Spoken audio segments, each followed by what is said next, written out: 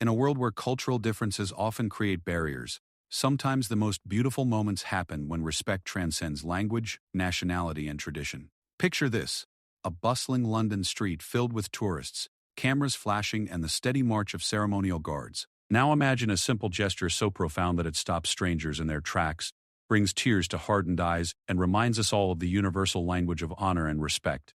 What you're about to discover is not just another tourist story from London's famous attractions.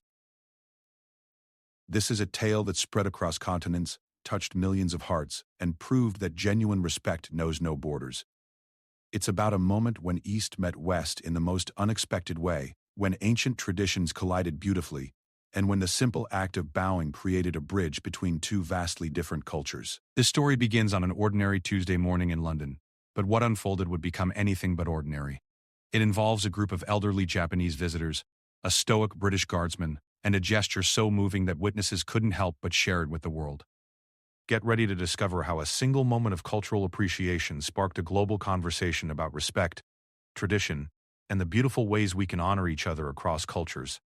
The magic lies not just in what happened, but in how it reminded us all of something we sometimes forget in our busy, disconnected world: that respect is indeed a universal language, and sometimes the most powerful messages are delivered without saying a single word. The morning sun cast long shadows across the cobblestone streets of London as Margaret Chen adjusted her camera strap and checked her watch. At 73 years old, she had traveled from Kyoto with her husband Hiroshi and their small group of friends, all of them retired teachers, who had spent decades dreaming of visiting the historic landmarks they had only seen in textbooks.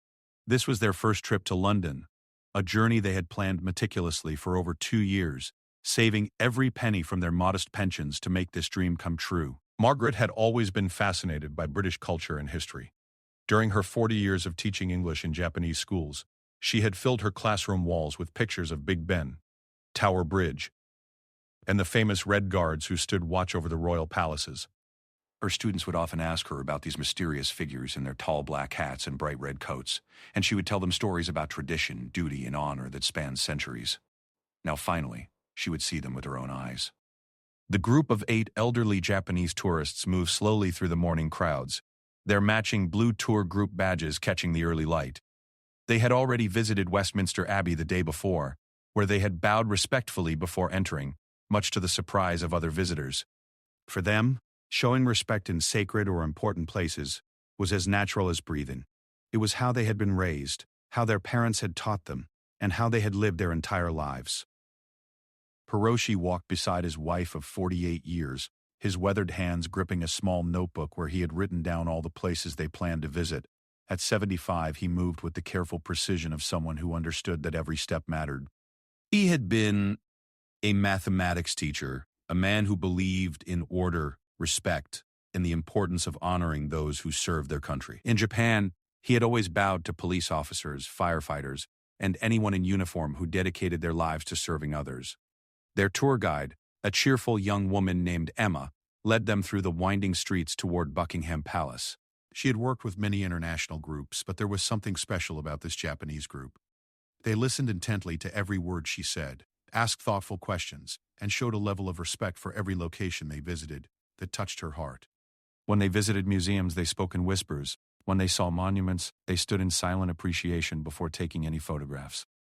As they approached the palace grounds, the excitement in the group was palpable, though expressed in their characteristically quiet way. Mrs. Tanaka, an 80-year-old former art teacher, clutched her daughter's arm and whispered about how magnificent the architecture was.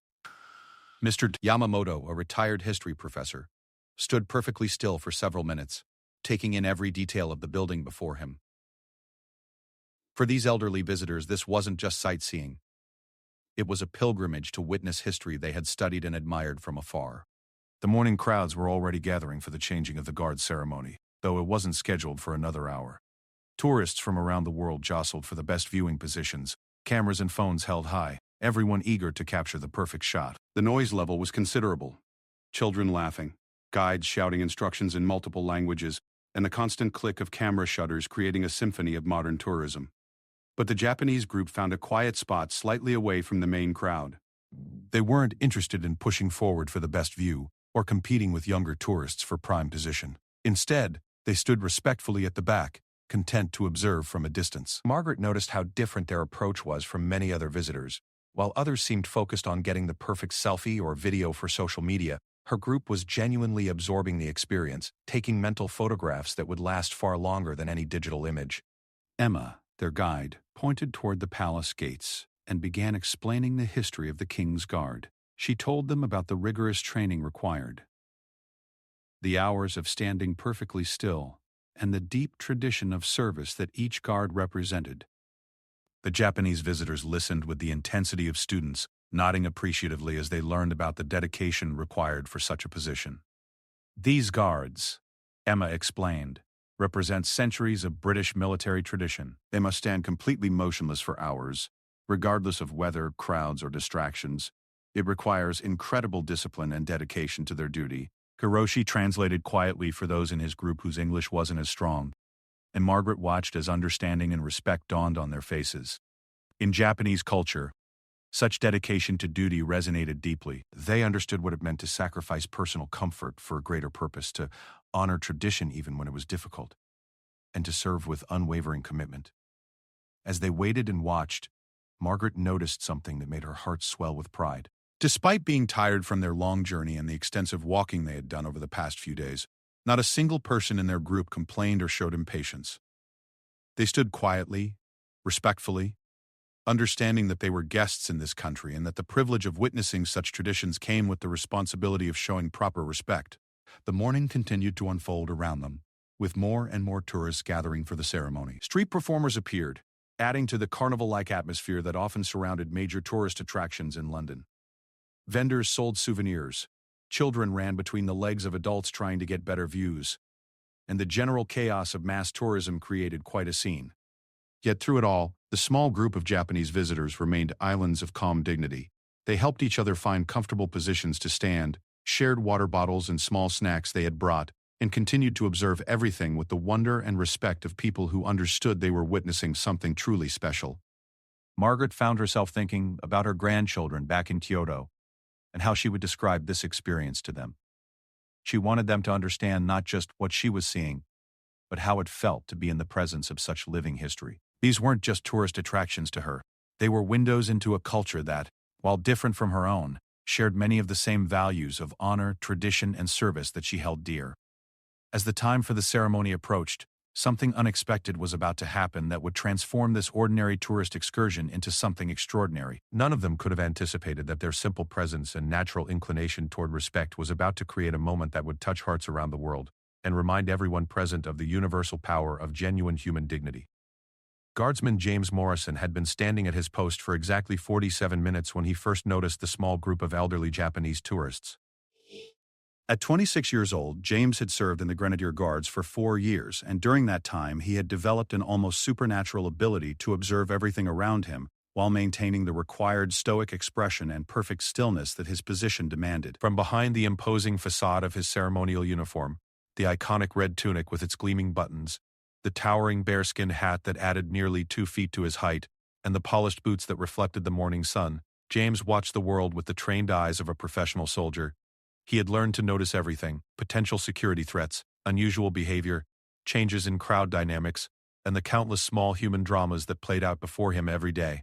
Standing guard at Buckingham Palace wasn't just about looking impressive for tourists, though many people assumed that was the extent of his duties.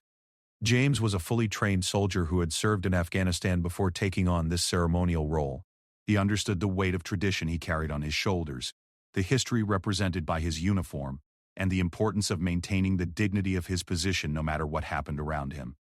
During his time on guard duty, James had witnessed everything imaginable. He had seen marriage proposals, family reunions, and emotional moments, as people from around the world came to witness British traditions. He had also endured less pleasant experiences: tourists who tried to make him laugh, break his concentration, or even touch him despite clear barriers and warnings. Some visitors seemed to view him more as a tourist attraction than as a serving soldier deserving of respect. But something about this particular group caught his attention in a way that was entirely different. While other tourists pushed forward, talked loudly, and jostled for position, these elderly Japanese visitors stood quietly at the back. They weren't taking endless selfies or trying to get his attention.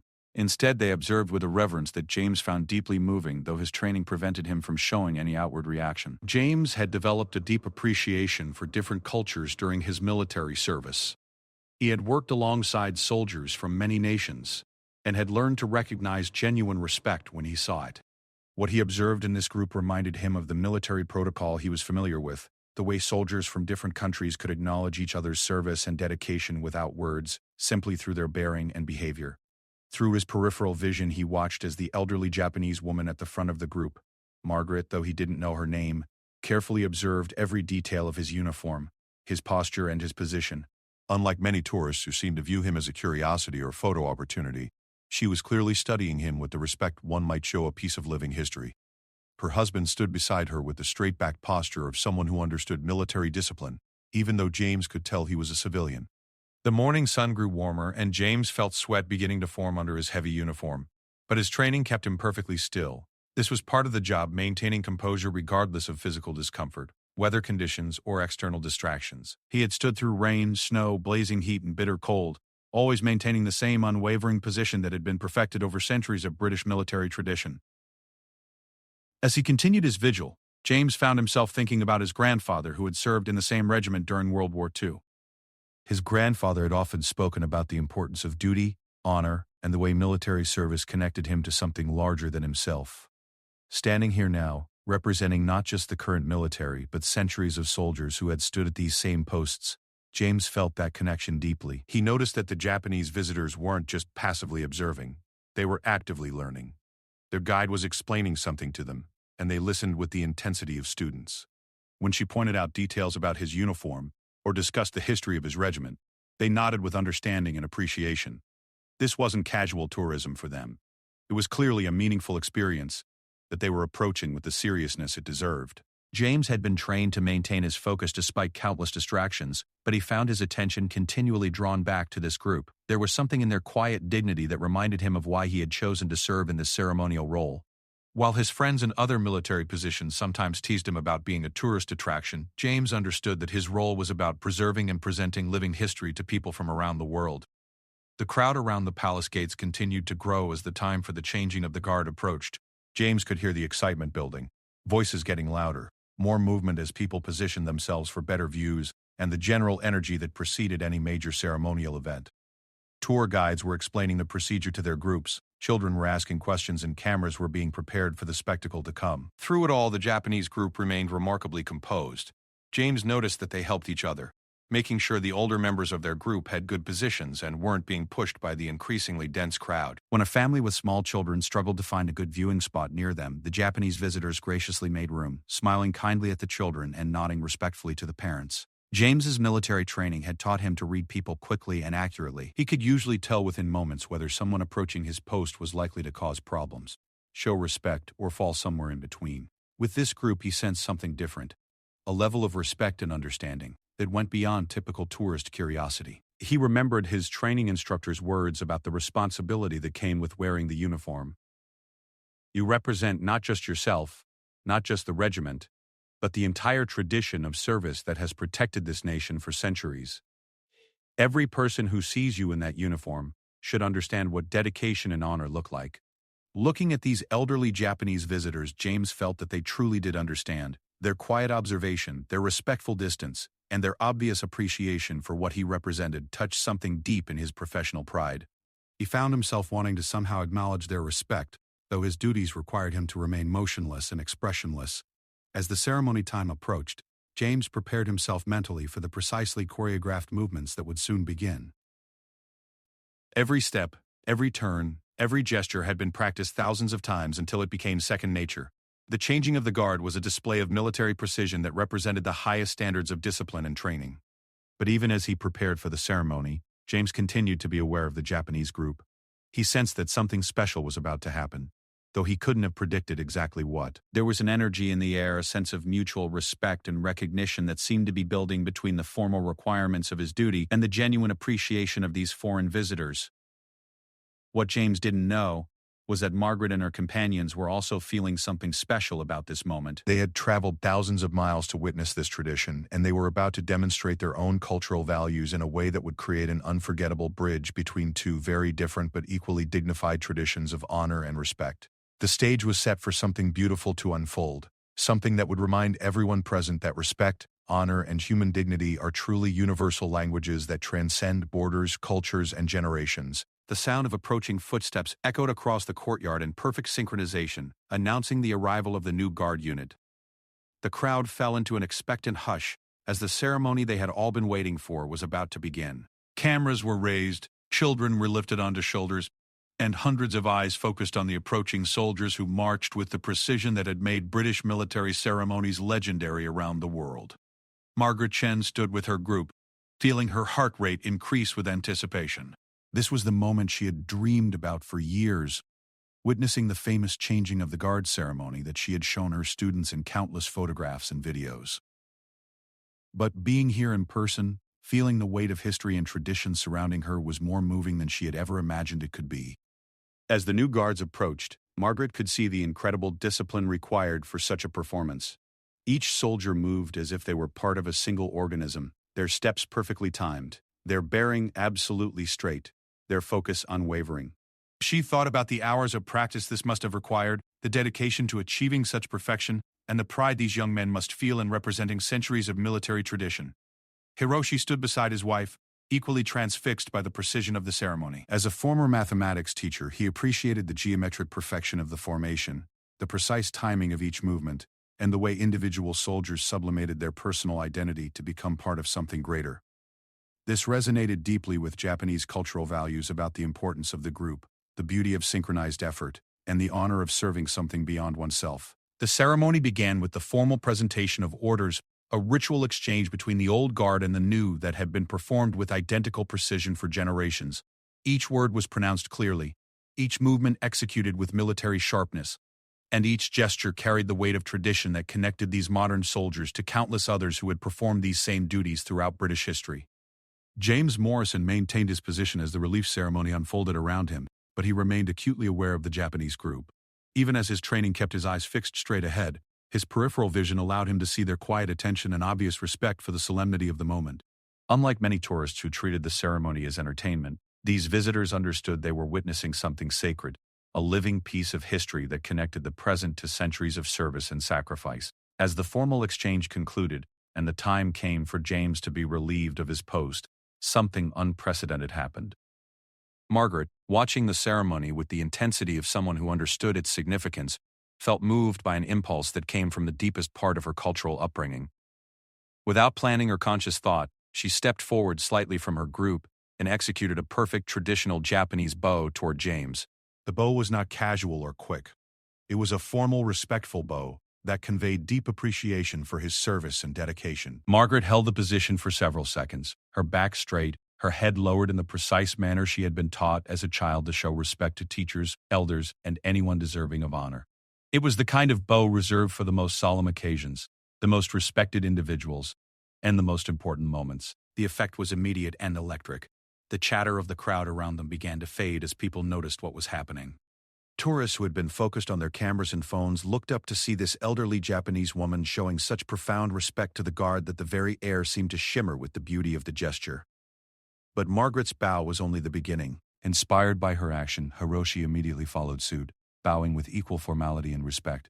Then, one by one, the other members of their group joined them. Mrs. Tanaka, despite her 80 years and the arthritis that made movement painful, lowered herself into a respectful bow. Mr. Yamamoto, the retired history professor, bowed with the dignity of someone who understood the historical significance of what they were witnessing. Within moments, all 8 elderly Japanese visitors were bowing in unison toward James, creating a scene of such unexpected beauty and cross-cultural respect that the entire crowd fell silent. The usual noise of tourism conversations, camera clicks, children's voices, disappeared completely as hundreds of people witnessed something they had never seen before and might never see again. James felt the moment like a physical force. Though his training required him to maintain his stoic expression and rigid posture, the emotion that welled up inside him was overwhelming. In his 4 years of ceremonial duty, he had experienced many touching moments, but nothing had prepared him for this. Here were 8 elderly people who had traveled thousands of miles from their homeland, and they were showing him and what he represented such profound respect that he felt tears threatening behind his professional composure.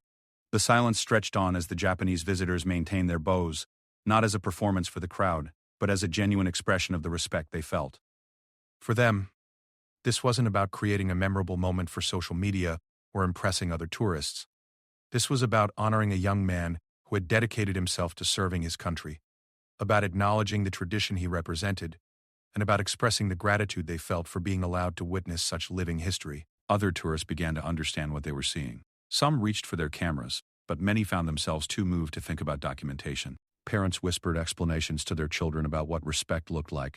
Couples stood closer together, feeling the emotional weight of the moment. Even hardened London residents who had seen countless ceremonies stopped in their tracks, recognizing that they were witnessing something special. Emma, the tour guide, felt tears spring to her eyes. In her years of leading international groups around London, she had seen many moving moments, but this felt different. This was a spontaneous expression of the values that connected all humanity: respect, honor, gratitude, and the recognition of service. She watched as her Japanese group maintained their bows, understanding that for them this was as natural as breathing. The ceremony continued around them, but for those few minutes, the formal military ritual seemed secondary to this human moment of connection. James completed his part in the guard change with perfect precision. But everyone watching could sense that something profound had just occurred. The beauty wasn't just in the military ceremony itself, but in the response it had inspired from these foreign visitors who understood its deeper meaning. As the Japanese group finally straightened from their bows, the silence began to break. But instead of returning to the normal chatter of tourism, the crowd's voices were softer, more respectful. Something about witnessing such genuine respect had elevated everyone's behavior. People spoke in lower tones, moved more carefully, and treated the continuing ceremony with greater reverence. Margaret felt a sense of completion that she hadn't expected. This hadn't been planned or rehearsed. It had simply felt like the right thing to do. In Japanese culture, showing respect to those who serve is fundamental, and the opportunity to honor this young soldier's dedication had touched something deep in her heart. She knew that her grandchildren would understand when she told them about this moment because they had been raised with the same values of respect and gratitude. The ripple effects of their gesture were immediate and far-reaching. Other tourists began approaching the Japanese group, wanting to express their admiration for what they had done. Some shared stories of their own military family members. Others simply wanted to say how moving the moment had been. But perhaps most significantly, the guards themselves, those still on duty and those who had been relieved, carried the memory of that respect with them. James completed his duties and was finally able to step away from his post, but he carried with him the image of those 8 elderly people showing such profound respect for his service. It reminded him powerfully of why he had chosen this path, why tradition mattered, and how the seemingly simple act of standing guard was actually a bridge between past and present, between his country and visitors from around the world. What had begun as a routine ceremony had become something much more significant, a demonstration that respect, honor, and human dignity could transcend any barrier of language, culture, or nationality. The elderly Japanese tourists had given everyone present a gift by showing them what genuine respect looked like, and that gift would ripple outward in ways none of them could yet imagine. The immediate aftermath of the bowing moment created an atmosphere unlike anything the usual crowds at Buckingham Palace had ever experienced. As the Japanese visitors slowly straightened from their respectful bows, the silence that had fallen over the crowd gradually gave way to something even more remarkable, a spontaneous outpouring of emotion and connection that bridged every cultural and linguistic barrier present. Emma, the tour guide, found herself wiping tears from her eyes as she watched her group's natural dignity transform the entire dynamic of the tourist experience. She had led hundreds of groups through London's historic sites, but she had never witnessed anything like the profound respect these elderly visitors had just demonstrated. The beauty of their gesture lay not just in its cultural significance, but in its complete spontaneity and sincerity. As word of what had happened began to spread through the crowd, people started approaching the Japanese group with expressions of admiration and gratitude.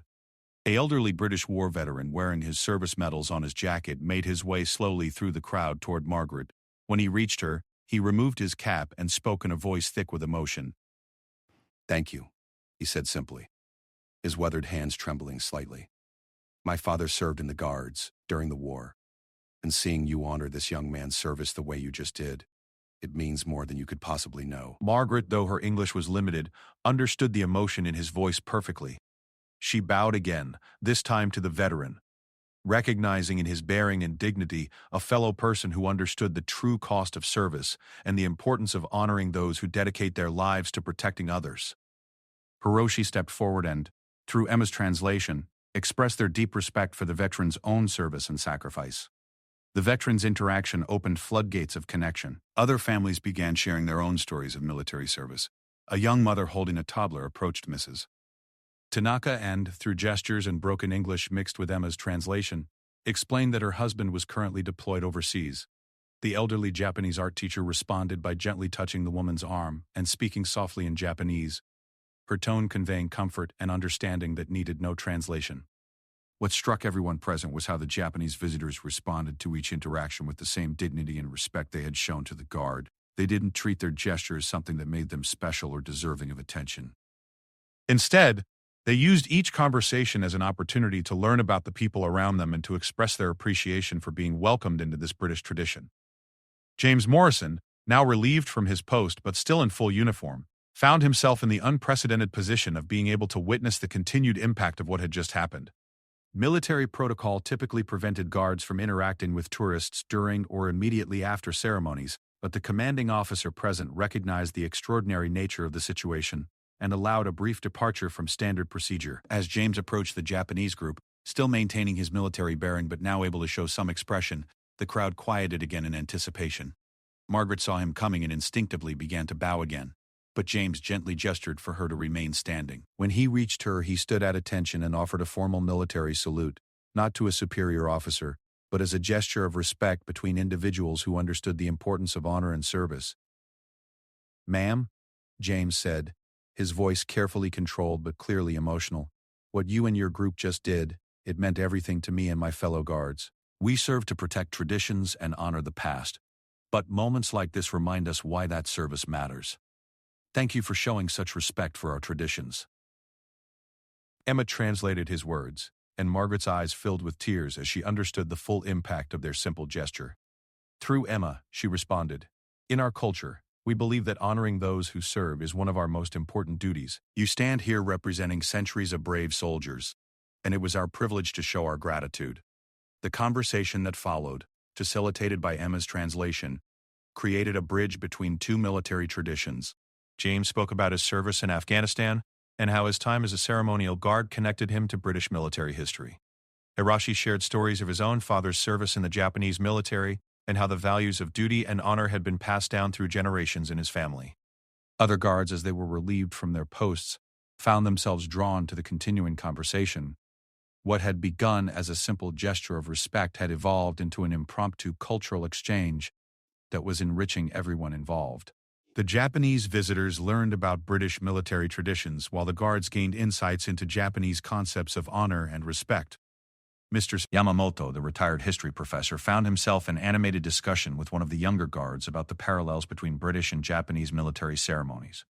Despite the language barrier, their shared understanding of history and tradition created an immediate connection. The guard was fascinated to learn about Japanese military customs, while Mr. Yamamoto was eager to understand more about the specific traditions he was witnessing. The crowd around them had grown as word spread through the area about what was happening, but rather than becoming a spectacle, the gathering maintained the respectful atmosphere that the Japanese visitors had created with their initial gesture. People spoke in hushed tones, children stood quietly beside their parents, and even the most casual tourists seemed to understand they were witnessing something significant. Local London residents who had happened to be passing by found themselves stopping and staying. An elderly British woman who had lived near the palace for 60 years approached Emma and said, "I've watched thousands of these ceremonies, but I've never seen anything as moving as what just happened. Those visitors have reminded us all of what respect really looks like."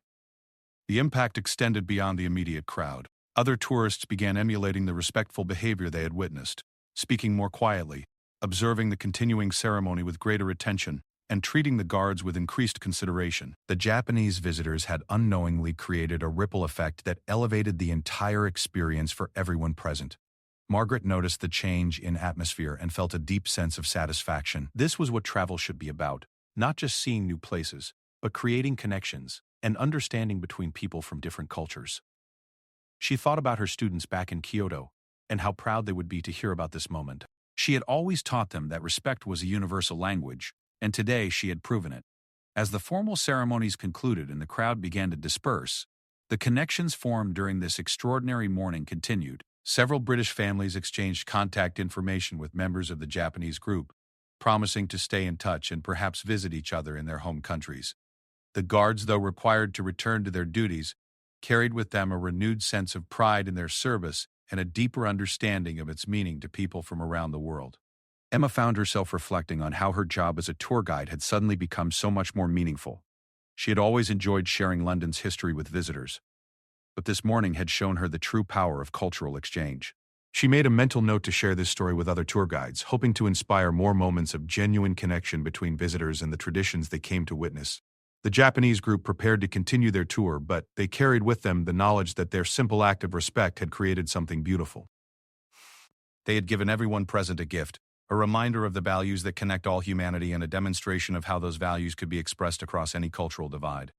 As they walked away from the palace, heading toward their next destination, the elderly Japanese visitors left behind more than just footprints. They had left a lasting impression on everyone who witnessed their gesture, proving that sometimes the most profound messages are delivered not through words, but through the simple act of showing respect from one human being to another. What happened next transformed a beautiful moment into something that would touch hearts around the globe. Among the witnesses to the Japanese tourists' respectful bow was Sarah Mitchell, a freelance photographer who had been documenting London's tourism industry for a travel magazine. Sarah had initially come to capture typical tourist shots of the changing of the guard ceremony, but when she witnessed the elderly Japanese visitors' spontaneous gesture of respect, she knew she was seeing something extraordinary. Sarah's photographs of the moment, 8 elderly Japanese tourists bowing in perfect unison to the stoic guard, captured not just an image, but an emotion. The composition was striking, the formal red-coated guards standing at attention while the elderly visitors showed their profound respect through their traditional bow. But beyond the visual impact, the photos conveyed something deeper about human dignity, cultural appreciation, and the universal language of respect. When Sarah uploaded the images to her social media accounts that evening, she wrote a simple caption: "Today I witnessed something beautiful at Buckingham Palace." These elderly Japanese tourists, moved by respect for the guard's dedication, offered traditional bows to honor his service. In a world that often feels divided, this moment reminded me that respect and dignity are universal languages.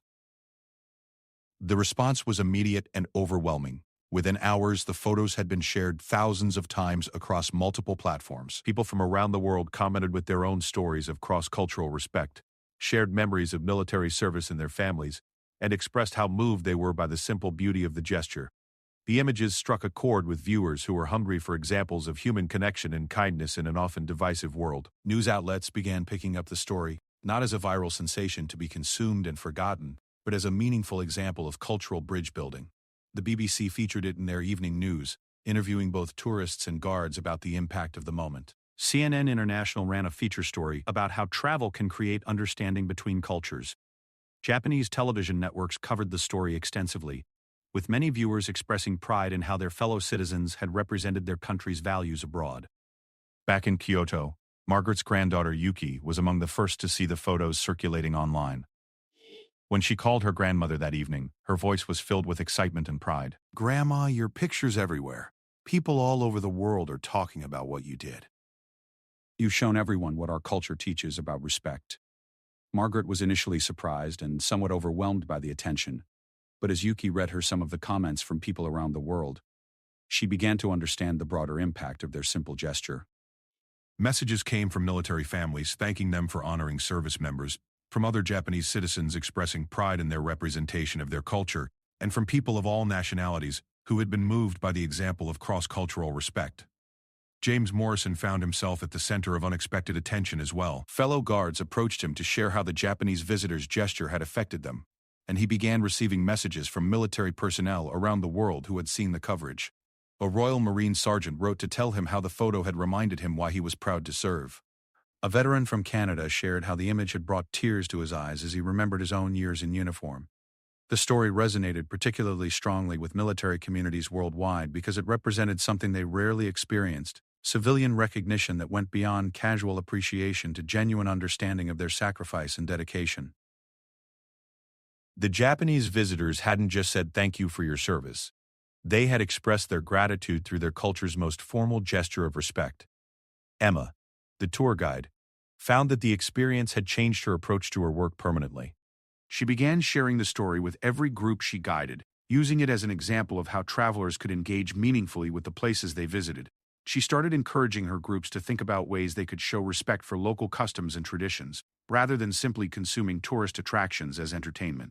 The British Museum reached out to Margaret's group during their remaining days in London, inviting them for a special private tour and asking if they would be willing to share their perspectives on cultural exchange with museum staff. The invitation led to meaningful discussions about how cultural institutions could better serve international visitors and create opportunities for genuine cultural understanding. Hotels and tourism businesses throughout London began sharing the story as an example of the kind of meaningful travel experiences the city could provide. The images became symbols not of London as a tourist destination, but of London as a place where different cultures could meet with mutual respect and understanding. Perhaps most significantly, the story inspired other travelers to think differently about their own journeys. Social media began filling with examples of travelers making efforts to understand and respect local customs. American family visiting Japan shared photos of themselves learning to bow properly before entering a temple. British tourists in France wrote about their efforts to learn basic French phrases to show respect for their hosts. The ripple effect of the Japanese tourists' gesture continued to spread. Schools in both Japan and Britain began using the story as a teaching tool about cultural sensitivity and international understanding. Students discussed how small gestures could have large impacts, and how travel could be a force for building bridges between nations. Margaret received letters from British schoolchildren thanking her for showing them what respect looked like in practice. The military implications extended far beyond the ceremonial guards. Training academies began using the images in discussions about what it means to serve and why that service matters to people around the world. The photos served as powerful reminders that their dedication was recognized and appreciated by people they would never meet, from cultures they might never fully understand, but who shared their values of honor and duty. 6 months later, Margaret received an invitation that surprised and delighted her entire family. The British Embassy in Tokyo invited her and her travel companions to a special reception, honoring cultural ambassadors, ordinary citizens, who had strengthened the bonds between Britain and Japan through their actions. At the reception, Margaret met other Japanese citizens who had contributed to international understanding, as well as British residents of Japan who had worked to build cultural bridges. During the ceremony, the British ambassador to Japan spoke about how Margaret's simple gesture had accomplished more for British-Japanese relations than years of formal diplomatic efforts. He presented her with a certificate recognizing her as an unofficial ambassador of goodwill between the two nations. In her brief acceptance speech, translated by the embassy staff, Margaret said, "We only did what felt natural, showing respect to someone who dedicates his life to serving others." If this small gesture helped people understand each other better, then our journey to London was more successful than we ever imagined. The story continued to resurface periodically, particularly during times of international tension when people needed reminders of the connections that unite humanity across cultural and political divides. The images became symbols of hope, representing the possibility of understanding and respect even between peoples with very different backgrounds and traditions. James Morrison, now promoted to sergeant, often thought about that morning when he faced difficult moments in his military career. The memory of those 8 elderly visitors showing such profound respect for his service reminded him that his dedication mattered to people around the world, and that the values he represented transcended national boundaries. Years later, when Margaret's grandchildren finally made their own trip to London, they sought out the same guard post where their grandmother had made history with a simple bow. Standing in the same spot, they understood more deeply the values she had taught them and the way those values could create connections across any divide. The legacy of that single moment of respect continued to inspire people to approach their travels, their interactions with different cultures, and their daily lives with greater awareness of the power of simple human dignity. In a world that often seemed focused on differences and divisions, the story of the Japanese tourist's bow served as an enduring reminder that respect, honor, and appreciation for service are truly universal languages that can unite hearts across any boundary.